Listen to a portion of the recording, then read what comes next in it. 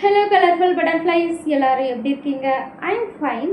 Alright, இன்னைக்கு நான் என்ன ஸ்டோரி ஷேர் பண்ண போகிறேன் அப்படின்னா, ரஷ்யன் ரைட்டர் எழுதின பச்சோந்தி அப்படின்ற ஒரு டாக்டர் ஸ்டோரி தான். பட் ஸ்டோரி ரொம்ப இன்ட்ரெஸ்டிங்காக இருக்கும்.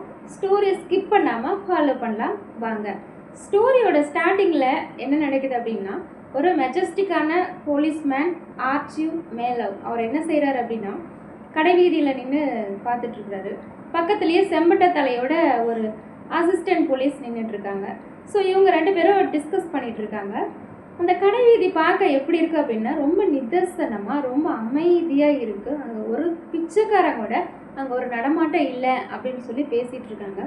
பட் அந்த டைமில் அந்த போலீஸ் ஆஃபீஸர் எப்படி ஃபீல் பண்ணுறாரு அப்படின்னா, அடிக்கிற வெயில் வந்து அப்படியே ரொம்ப கொளுத்தி எடுத்துக்கிட்டு இருக்கு.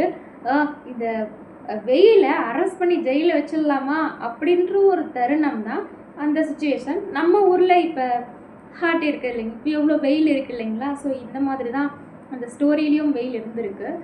பட் அப்போ அந்த தருணத்தில் அந்த போலீஸோட காதில் ஒரு கூக்குரல் ஒன்று கேட்குதுங்க. அங்கே ஒரு பெரியவர் ஒரு நாயை துரத்திக்கிட்டு, ஏய் சனியனே நில்லு, என்னையா கடிச்ச, உன்னை சும்மா விட மாட்டேன் பாரு, பிடிங்கடா அந்த நாயை பிடிங்க, பசங்களா அந்த நாயை பிடிங்க அப்படின்னு சொல்லி கத்திக்கிட்டு அந்த நாயை ஃபாலோ பண்ணிட்டு ஓடி வராரு. ஒரு கட்டத்தில் அவர் அந்த நாயோட காலை பிடிச்சிடுறாரு. இது வரைக்கும் அமைதியாக இருந்த அந்த கடை வீதி இப்போ எப்படி இருக்குது அப்படின்னா, ரொம்ப ஆரவாரமாகி அந்த பெரியவரை சுற்றி மக்கள் எல்லாம் சூழ்ந்து நிற்க ஆரம்பிச்சிட்டாங்க. அப்போ என்ன நடந்துச்சுன்னா, அந்த போலீஸ் அசிஸ்டன்ட் சொல்கிறாரு, இங்கே ஏதோ பிரச்சனை போல இருக்குது, ஏதோ கலவரம் நடக்குதுன்னு நினைக்கிறேன் அப்படின்னு சொல்கிறாரு. அப்படியா, சரி வாயா போய் என்னன்னு பார்க்கலாம் அப்படின்னு சொல்லிட்டு அந்த போலீஸ் ஆஃபீஸர் அந்த கூட்டத்தை நோக்கி போகிறாரு. அங்கே போயிட்டு, ஏய் கொஞ்சம் தள்ளுங்கப்பா, தள்ளுங்க, என்னாச்சு என்னாச்சு அப்படின்னு சொல்லி கேட்குறாரு.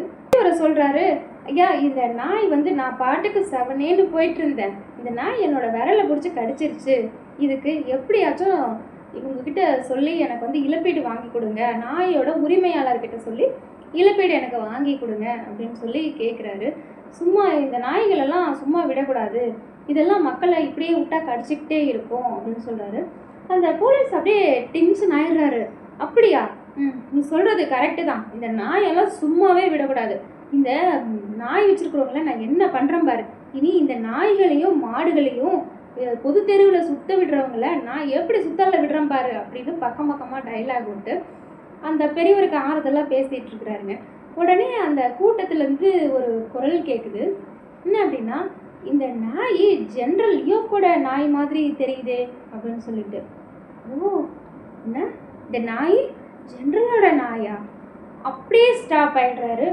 பின்னாடி இருக்கிற கான்ஸ்டபிளை கூப்பிட்டு, ஐயோ இந்த கோட்டை கழட்டியா, இன்னமும் இன்னைக்கு வெயில் ரொம்ப அதிகமாக இருக்குன்னு நினைக்கிறேன், மழை வருமோ, ரொம்ப வேர்க்குது. ஐயோ பெரியவர், எனக்கு என்னமோ ஓ மேலே தான் சந்தேகமாக இருக்குது, இந்த நாயெல்லாம் உன்னை வேணுன்ட்டே கடிச்சிருக்காது, நீ ஏதாவது சேட்டை பண்ணியிருப்ப, இல்லைன்னா உன் கையை கொண்டு போய் எங்கேயாவது ஆணியில் நீயா கீறிக்கிட்டு இழப்பீடு வாங்கி கொடுங்க அப்படின்னு சொல்லிட்டு வந்துடுறது, அப்படி தானே அப்படின்னு சொல்லி அந்த பெரியவரை மிரட்டிகிட்டு இருக்கிறாங்க. அந்த பெரியவர் ஐயோ இல்லையா, நாங்களாம் அப்படி பண்ணுற ஆள் கிடையாது, எனக்கு உண்மையிலேயே நாய் தான் கடிச்சிடுச்சு அப்படின்னு.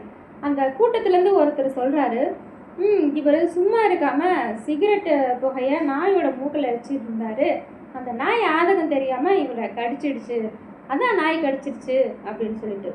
யோ ஒன்றகண்ணா, நீ என்னமோ நேரில் பார்த்த மாதிரி சொல்கிறியே, நீ கொஞ்சம் சும்மா இரு, போலீஸ் அதிகாரிக்கு எது நியாயம் எது அநியாயம்னு நல்லா தெரிஞ்சவர் தான், அவர் பார்த்துக்குவார் இதை அப்படின்னு சொல்கிறாரு.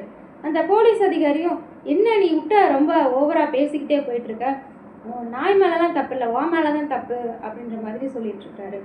உடனே அந்த பக்கத்தில் இருந்த அந்த போலீஸு இன்னொரு வாய்ஸ் கொடுக்குறாரு, அநேகமாக இந்த நாய் ஜென்ரல் மாதிரி தெரியலைங்க, அப்புறம் இந்த மாதிரி நாயெல்லாம் வளர்க்குறது இல்லை, அப்புறம் மோப்ப நாய்களை தானே வளர்ப்பாரு அப்படின்னு.